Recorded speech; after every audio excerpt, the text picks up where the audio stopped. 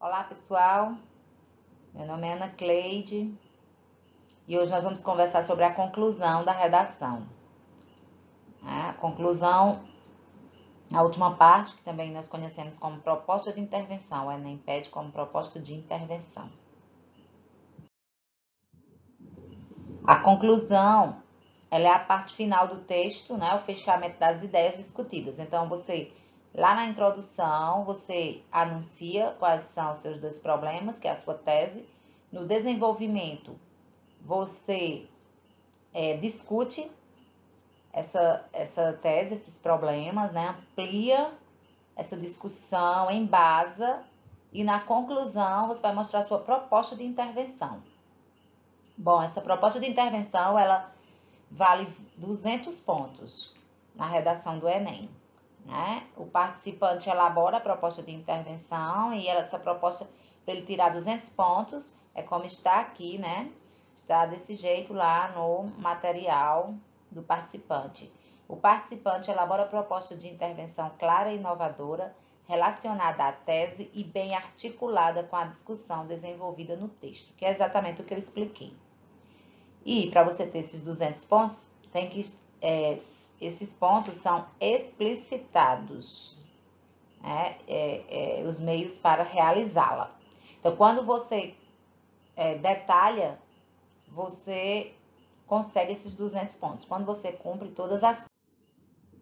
A competência 5. Qual é o objetivo? É elaborar a proposta de intervenção para o problema abordado, respeitando os direitos humanos. O quinto aspecto a ser avaliado no seu texto é a apresentação de uma proposta de intervenção para o problema abordado. Por isso, a sua redação, além de apresentar uma tese sobre o tema, apoiada em argumentos consistentes, deve oferecer uma proposta de intervenção na vida social.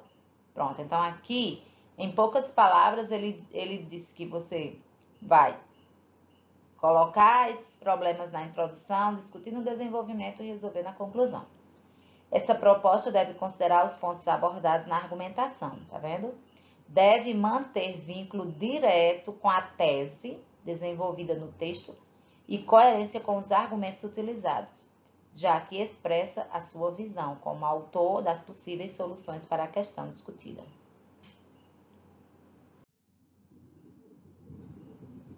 Lá no edital, vai aparecer desse jeito. Então, quando é que você tem 200 pontos? Quando é como se perguntasse ao corretor, o participante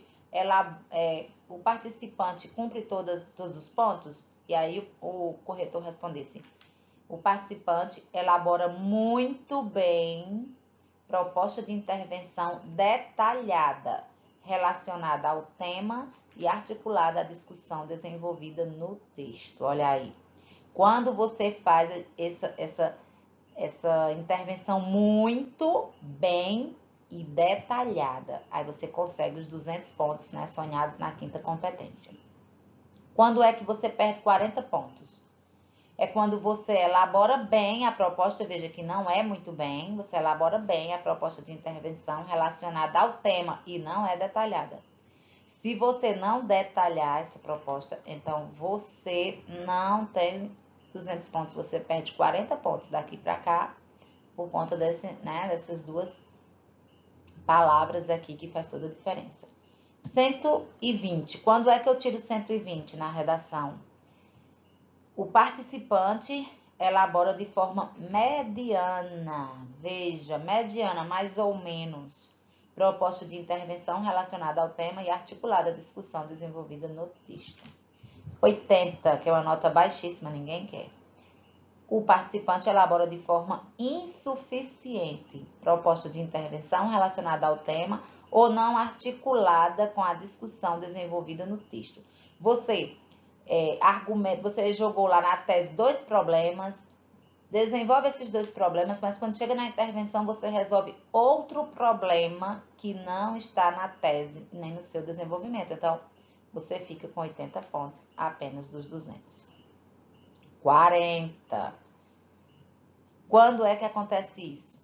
Quando o autor, o escritor, né, o redator, na verdade, quando o redator, o participante, apresenta proposta de intervenção vaga, precária ou relacionada apenas ao assunto. Você não mostrou quase nada, você não propôs uma intervenção propriamente dita. E zerar, quando é que você zera nessa competência? Quando o participante não apresenta proposta de intervenção ou apresenta proposta não relacionada ao tema ou ao assunto. Bom, quando você não sabe nada de conclusão e escreve qualquer coisa achando que está indo bem. Os 10 erros mais frequentes na construção da conclusão. Quais são? 1. Conclusões com apenas uma frase, porque não há mais linhas ou tempo para o aprofundamento das ideias. Acontece isso, Ana Cleide? Acontece. Acontece, infelizmente, né? Tem gente que não administra bem o seu tempo e quando percebe já está na hora de terminar e pronto, aí não tem mais o que fazer. Outros vão passando a limpo sem observar o número de linhas que ele precisa deixar para a conclusão e pronto. Aí muitos vêm me dizer, professor, eu tive que fazer a conclusão em 3 linhas, em 4 linhas. Aí você já sabe, sua conclusão não foi boa, não tem condição. Segundo problema, conclusão desconectada, apontando uma solução para problemas não discutidos no desenvolvimento. Eu já tinha falado antes. Aponta um problema, resolve outro, que não tem nada a ver.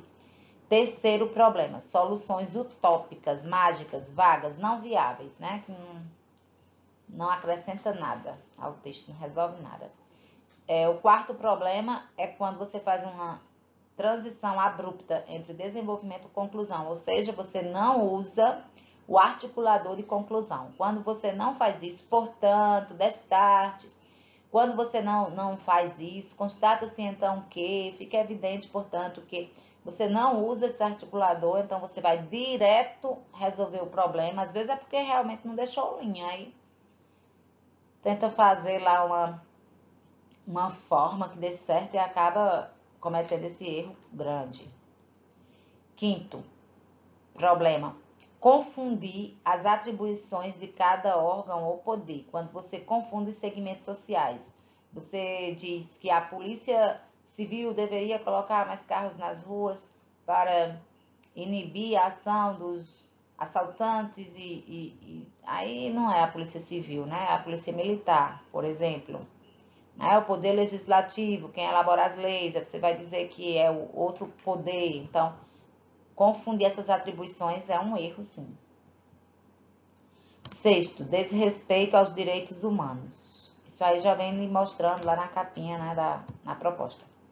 7, iniciar a conclusão com conjunções adversativas. Pelo amor de Deus, nunca, jamais você começar a sua redação com contudo, é o que eu mais vejo errado.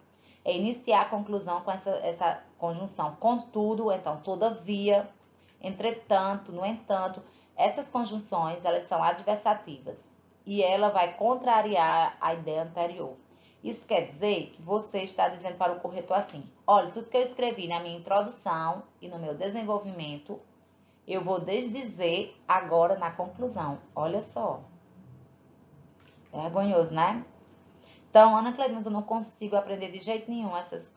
Quando eu chego na conclusão, eu sempre confundo. Pois então, escreva portanto, só, portanto. Em todas as suas redações, inicie a conclusão com portanto, vírgula, que aí não tem como você confundir. Isso quem confunde, quem não, vai trocando, que é para aprender cada vez mais. Oitavo. Sexto, sétimo, oitavo. Oitavo, mandar recado direcionando o texto. Não faça isso. Lá no finzinho da redação, então vamos todos de mãos dadas lutar contra essa injustiça.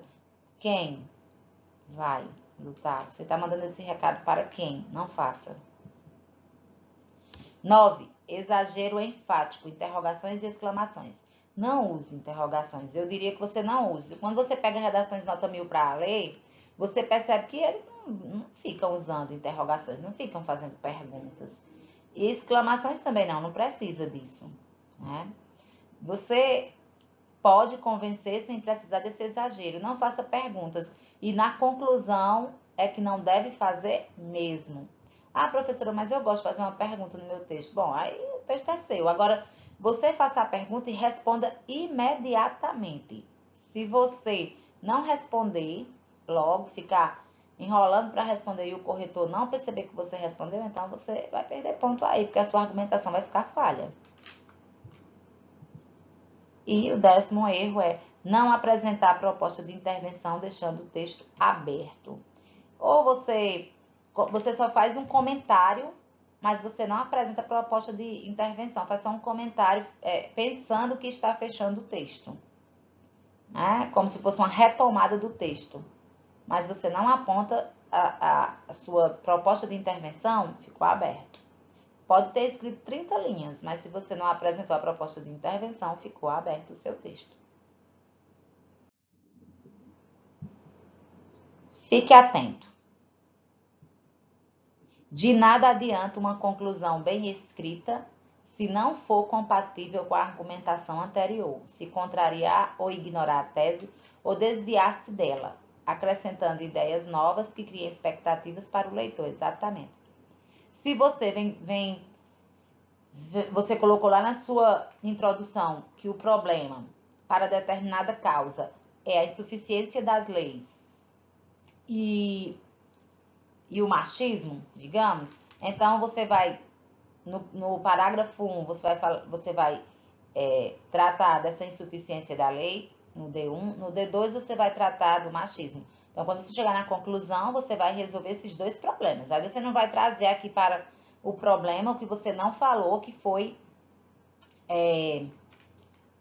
o medo de denunciar. Aí você, o medo de denunciar, você não citou esse problema na tese, né? E nem argumentou no seu desenvolvimento. Tem que estar encadeado. Essa correntezinha aqui quebrada é para mostrar a você que aqui quebrou-se a ideia, né? A ideia ela tem que seguir forte, fechada mesmo, para o seu texto ficar fechado.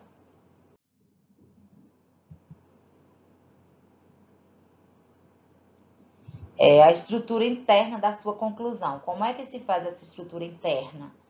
É assim, você começa com um articulador de conclusão, como eu já falei antes. Portanto, fica evidente, portanto, ou constata-se então que, destarte, e depois você faz a retomada da tese, que é facultativo, né? Se quiser, mas eu aconselho você fazer. Aí vem a sua proposta de intervenção, que é você responder as perguntas: quem vai fazer, o que vai fazer, como vai fazer, para que vai fazer e ainda detalhar, né? Aí a proposta de intervenção. E por último, você faz o fechamento do texto, cíclico ou não. Cíclico é quando você fecha se voltando para um dos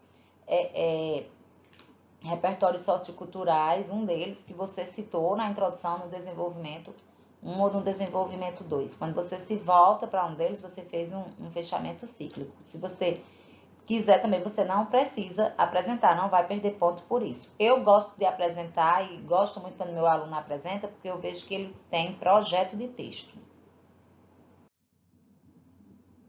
Atente para cumprir os 5 pontos principais da proposta de intervenção. Tá? A sua proposta de intervenção, como eu falei agora mesmo, é quem, né, que é o agente, esse agente aqui é junto mesmo, o agente, o que vai fazer a ação, como vai fazer, né, por meio de quê, qual modo vai colocar essa proposta em execução. E para quê? Qual o objetivo, qual o intuito, o efeito dessa sua proposta. E claro, você não pode esquecer, se você fizer somente quem, o que, como e para quê, você já sabe, vai ficar com 160 na sua conclusão. Para você ficar com 200, você vai fazer o seu detalhamento. Eu gosto de criar projetos, de criar oficinas, de criar uma ideia, eu dou nome a esse projeto, eu crio uma lei e dou nome a essa lei. Faço tudo o que eu posso para detalhar cada vez mais, para que fique explícito o que eu quero. Então, a conclusão é minha, e por ser minha, eu posso fazer do jeito que eu quiser. né? Eu posso fazer do jeito que eu quiser. E eu posso sim ser criativa nesse momento de fazer esse detalhamento. Deixar claro para o meu corretor que ali é o meu detalhamento. Essa competência não é difícil de conseguir 200. Não é difícil. Na verdade, é uma competência muito fácil de conseguir 200 pontos quando você treina. Se você sentir dificuldade em escolher os agentes que vão resolver os problemas, então eu trouxe aqui essa ideia, né, que muita gente usa, que é uma ideia conhecida como GOMIFES. GOMIFES, na hora lá da redação você ficar nervoso, nossa, não estou conseguindo lembrar, aí você, GOMIFES, o G de governo, então aqui entra toda a parte, né, governo do estado, governo estadual, governo federal, prefeitos, vereadores, senadores, ministérios, né? Tudo quando você fala em governo, você lembra de tudo isso. Aí depois vem O, né? Do GOMIFES, ONGs, né? M, mídia, I eu coloquei duas, as instituições e o indivíduo. Você escolhe, quando você chegar na letra I de GOMIFES, você lembra que são 2 agentes, você pode escolher. Família, né, o F aqui para lembrar para o participante que ele pode também colocar a família como agente. Que a gente lembra logo de escola, né? E S, sociedade. A sociedade civil, por exemplo. E aqui nós temos a redação de Ana Clara, que nós já vimos na aula anterior sobre o desenvolvimento, introdução, desenvolvimento, e eu venho assim analisando a redação dela, que é uma redação 2019 da democratização do cinema. E aí hoje nós vamos dar mais atenção à conclusão, né? Vamos ver como que ela fez. Então aqui nós temos a introdução, só para nós lembrarmos qual foi o problema 1, qual foi o problema 2. E vamos ver. Então, ela faz logo uma estratégia, ela usa, né, estratégia de abertura com a Constituição. Então, ela diz: embora a Constituição Federal de 1988 assegure o acesso à cultura como direito de todos os cidadãos, percebe-se que, na atual realidade brasileira, não há o cumprimento dessa garantia, principalmente no que diz respeito ao cinema. Pronto, olha só, ela fez aqui uma estratégia de abertura, né? E ela já colocou, nessa estratégia de abertura, ela já colocou a segunda parte, que foi a problematização. Agora ela vai começar a introduzir a tese dela. Vamos lá. Isso acontece devido à concentração de salas de cinema nos grandes centros urbanos e à concepção cultural de que a arte é direcionada aos mais favorecidos economicamente. Pronto, estamos aqui com os 2 problemas que ela cita. Um é que as salas de cinema são construídas nos grandes centros urbanos e fica difícil para muita gente ter acesso a elas. E o outro problema é que a concepção que existe é de que só quem pode ir ter acesso à arte, né, o cinema, o teatro, a arte, são as pessoas que têm um poder aquisitivo melhor, né? Então, ela usa esses 2 problemas e aí ela vai desses 2 problemas no desenvolvimento. Então, aqui eu coloquei de uma forma mais detalhada para você ver. A tese dela, né, foi D1, concentração de salas de cinemas nos grandes centros urbanos. D2, concepção cultural de que a arte é direcionada aos mais favorecidos economicamente. Aí vem o desenvolvimento dela, né, na argumentação e embasamento do D1 e argumentação e embasamento do D2. Aí vem a conclusão. Proposta de intervenção da problematização apresentada na tese e argumentadas no desenvolvimento. É o que eu venho sempre dizendo. Ela vai apresentar uma proposta de intervenção dessa problematização e dessa argumentação. Então, vamos ver como ela fez. Dessa forma, então, aqui ela usou o conectivo de conclusão. Dessa forma, pode-se perceber que o debate acerca da democratização do cinema é imprescindível para a construção de uma sociedade mais igualitária. Aqui, essa parte dessa cor aqui, acho que é azul, é lá, sei lá. Essa corzinha aqui é a retomada do texto.